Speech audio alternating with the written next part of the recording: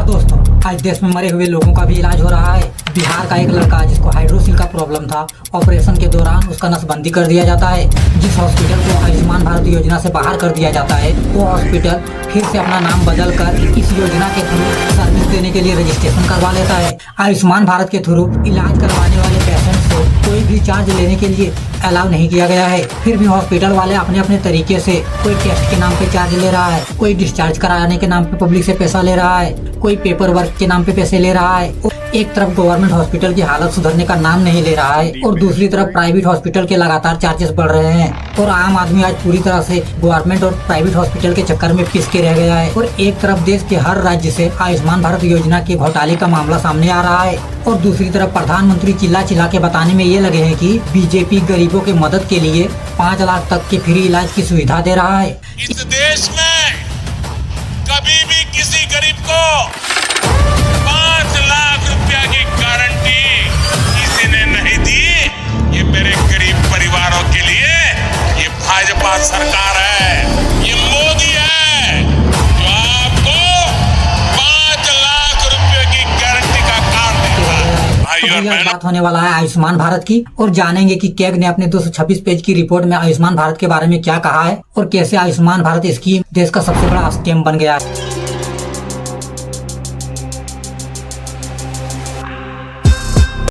इस स्कैम के बारे में बात करने से पहले हम थोड़ा ये जान लेते हैं कि ऐसा क्या कारण था जिसकी वजह से भारत सरकार को आम आदमी के लिए 5 लाख तक का फ्री इलाज करवाने के लिए आयुष्मान भारत योजना को लाना पड़ा। तो 2017 में global burden of disease study के एक भारतीय संस्करण ने भारत के हर राज्य के लिए 1990 से 2016 तक में होने वाले बीमारी और उस पे होने वाले खर्च पर एक इम्पोर्टेंट रिपोर्ट पब्लिश किया था और इस रिपोर्ट में कहा गया था कि आबादी का एक बड़ा हिस्सा इंडियन हेल्थ सिस्टम से परेशान है। लगभग भारत का 46% आबादी अपना ट्रीटमेंट करवाने में असमर्थ है और भारत में प्राइवेट हॉस्पिटल के ट्रीटमेंट की फीस लोगों की इनकम के बचत से 7 गुना ज्यादा है। कहने का मतलब है कि अगर कोई भी आम आदमी एक साल में कमा के अगर 1 लाख रुपए भी बचा लेता है तो भी वो भारत में सेफ नहीं है, क्योंकि अगर आपको किसी भी तरह की कोई बीमारी हो जाता है तो मिनिमम हॉस्पिटल में इलाज के लिए आपके बचत का लगभग 2 गुना खर्च होने वाला है। और अगर आपको किसी भी तरह की कोई गंभीर बीमारी हो जाता है जैसे कैंसर, ट्यूमर, हार्ट का problem, kidney disease, lung cancer, ऐसी बीमारी हो जाता है तो आपके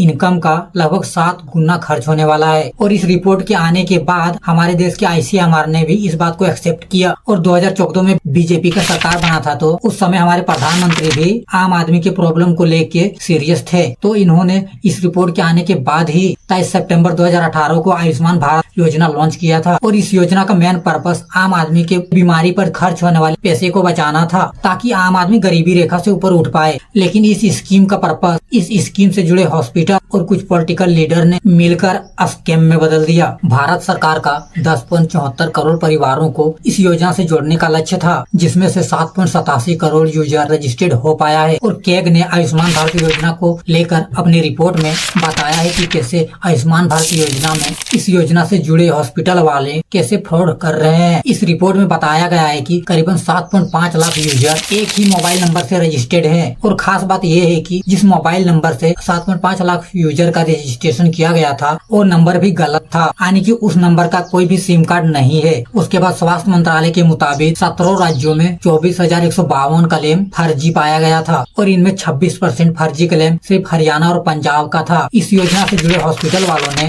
फर्जी बिल के जरिए सरकार से भी भुगतान करवाया है। उसके बाद इस योजना से जुड़े हॉस्पिटल वालों को क्लियर इंस्ट्रक्शन दिया गया है कि आयुष्मान भारत योजना के थ्रू इलाज करवाने वाले पेशेंट से किसी भी तरह का कोई चार्ज नहीं लेना है। लेकिन कैग की रिपोर्ट के अकॉर्डिंग इस योजना से जुड़े हॉस्पिटल वालों ने ट्रीटमेंट के दौरान पेशेंट से भी पैसे लिए हैं। हिमाचल प्रदेश में 5 EHCP में 50% से टेस्ट करवाने के नाम पे पैसा लिया गया है। जम्मू कश्मीर में 10 सार्वजनिक EHCP में 459 पेशेंट से शुरुआत में 43.27 लाख रुपए हॉस्पिटल वालों ने लिया है। हालांकि बाद में वहां हंगामा होने के बाद लोगों के पैसे वापस कर दिया गया था, लेकिन अभी भी 75% को 6.70 लाख रुपए वापस नहीं किया गया है। उसके बाद झारखंड में लाइफ केयर हॉस्पिटल में गोड्डा के रहने वाले 36% से दवाई, इंजेक्शन, ब्लड आदि के लिए पैसे लिया गया है। हालांकि SHA जो कि इस योजना को लीड कर रही है, उन्होंने हॉस्पिटल वालों से अपना स्पष्टीकरण देने को भी कहा था और स्पष्टीकरण नहीं मिलने पर हॉस्पिटल को सस्पेंड करने का भी बात कहा था। लेकिन न ही हॉस्पिटल वालों ने कोई स्पष्टीकरण दिया है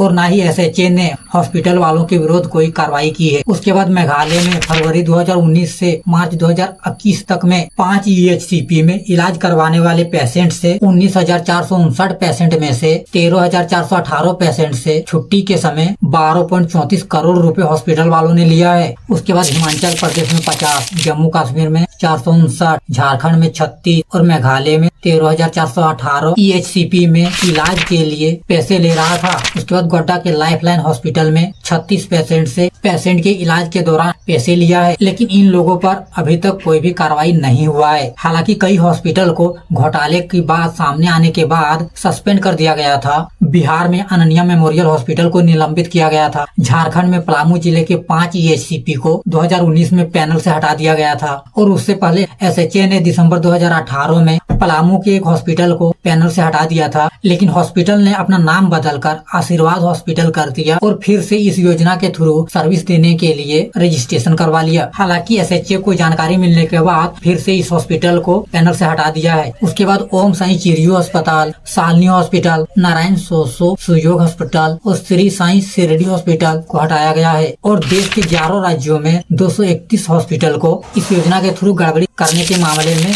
हटाया गया है। उसके बाद झारखंड के 47 हॉस्पिटल ने जो हॉस्पिटल की बेड क्षमता है उससे ज्यादा लोगों का इलाज किया है और इसमें झारखंड का सबसे बड़ा hospital Curie Abdul Razzaq Ansari cancer institute का नाम भी शामिल है। इस हॉस्पिटल ने 100 बेड क्षमता के मुकाबले 112 मरीजों का इलाज किया है। उसके बाद Savitri Devi memorial trust hospital ने 30 बेड की क्षमता के मुकाबले एक ही दिन में 103 मरीजों का इलाज करवाने का दावा किया है। फिर किडनी केयर सेंटर ने भी 12 की क्षमता के मुकाबले 55 पेशेंट का इलाज किया है। उसके बाद कैग की रिपोर्ट में बोकारो के 7 हॉस्पिटल के नाम का भी जिक्र है और इन सभी हॉस्पिटल वालों ने जो हॉस्पिटल की बेड क्षमता है उससे ज्यादा लोगों का इलाज किया है। बोकारो जिले का advance diagnostic centre, Mahalakshmi nursing home, RNB hospital and Pal I research centre की स्कैनिंग की गई है और इन लोगों ने बेड की क्षमता से ज्यादा मरीजों का इलाज किया है। आप ये पॉज करके देख लेना। इस योजना में गड़बड़ी करने के मामले में देश के 13 राज्य के 184 हॉस्पिटल वालों पर 17.28 करोड़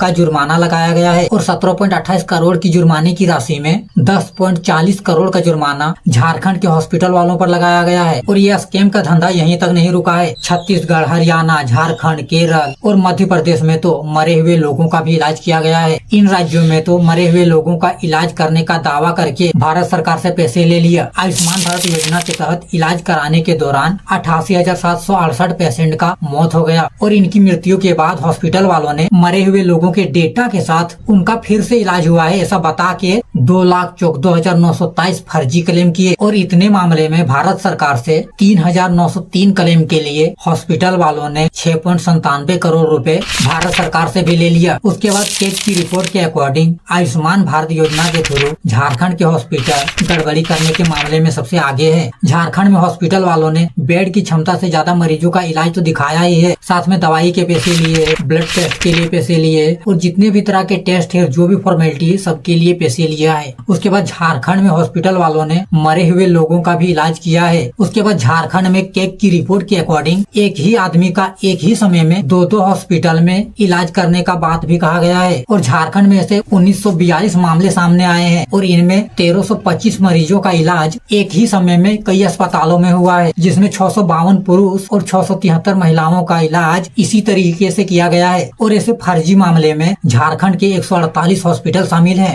उसके बाद झारखंड में फैको मशीन के बिना ही हॉस्पिटल वालों ने 92 फैको प्रोसेस किया था। उसके बाद जिन लोगों ने इस योजना का लाभ उठाया है उनमें से किसी का नाम, किसी का डेट ऑफ बर्थ, किसी ने अपना जेंडर इलाज के दौरान फॉर्म भरते समय गलत डाला है। मैक्सिमम लोगों ने फॉर्म भरते समय कॉलम में अपना नाम ही नहीं डाला है और नाम डाला है तो गलत डाला है और जिन लोगों ने अपना नाम ही नहीं डाला है उनकी संख्या 22,78,579 है और जिन लोगों ने अपने नाम डाले हैं वो नाम ये है और ये कैसा नाम है और ऐसे नामों की संख्या 980 है। उसके बाद डेट ऑफ बर्थ में लोगों ने 1814 डाला है, किसी ने 1824 डाला है, किसी ने 1841 डाला है और जिसका डेट ऑफ बर्थ ही इतना पुराना है वो इंसान 2023 तक जिंदा हो ये पॉसिबल है ही नहीं। और ऐसे फर्जी डेट ऑफ बर्थ डाल के 717 लोगों ने अपना ट्रीटमेंट करवाया है। उसके बाद 1,46,99,764 पेशेंट ऐसे हैं जो अपना जेंडर भी बताने बताना भूल गए हैं कि वो मेल है या फीमेल, क्योंकि उन लोगों ने ट्रीटमेंट के दौरान फॉर्म में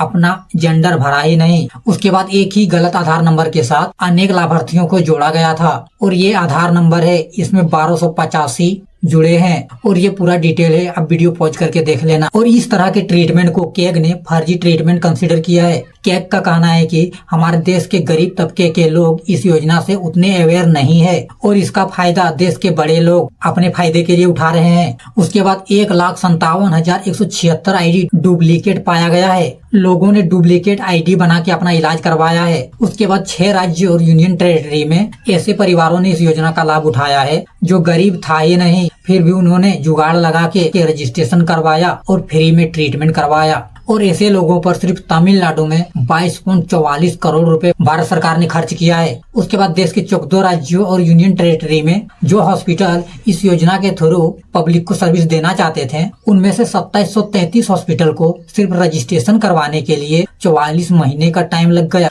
और ऐसे लोगों का कहना है कि हमारे पास कोई पॉलिटिकल सपोर्ट नहीं था, और जिनका पॉलिटिकल सपोर्ट था उन लोगों ने खूब मजा लिया है इस योजना का। उसके बाद ICMR ने अपनी रिसर्च में बताया है कि इस योजना से लोगों को लाभ तो हो रहा है, लेकिन इस योजना के थ्रू लाभ लेने वाले लोगों में 70% ऐसे पेशेंट है जो तंबाकू पुड़िया भांग खा के या सिगरेट दारू पी के ओरल कैंसर, लंग कैंसर या ब्लड कैंसर से पीड़ित हैं। और भारत सरकार ने ही पब्लिक को तंबाकू भांग धतूरा खाने का बढ़ावा दिया है और भारत सरकार ने ही गंदगी फैलाया है। और भारत सरकार अभी ट्रीटमेंट करवा के इस योजना के थ्रू गंदगी को साफ कर रहा है। और इस योजना के तहत भारत सरकार का 5 लाख रुपए तक का मुफ्त इलाज कराने का लक्ष्य था। और इस योजना से लगभग 13 करोड़ से ज्यादा फैमिली और 60 करोड़ से ज्यादा लाभार्थी जुड़े हुए हैं।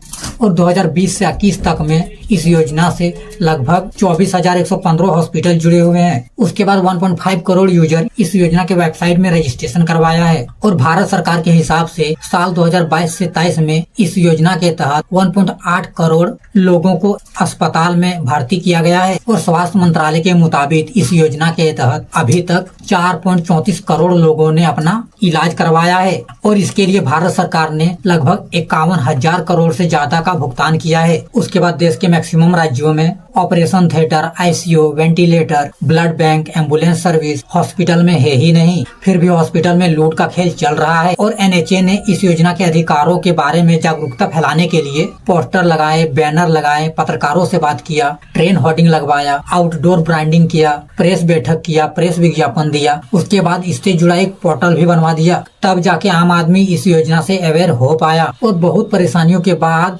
लोगों ने अपना ट्रीटमेंट करवा पाया। और इस योजना से जुड़े हॉस्पिटल वालों ने पब्लिक के साथ साथ भारत सरकार को भी लूटा है। तो भैया जय हिंद, जय भारत।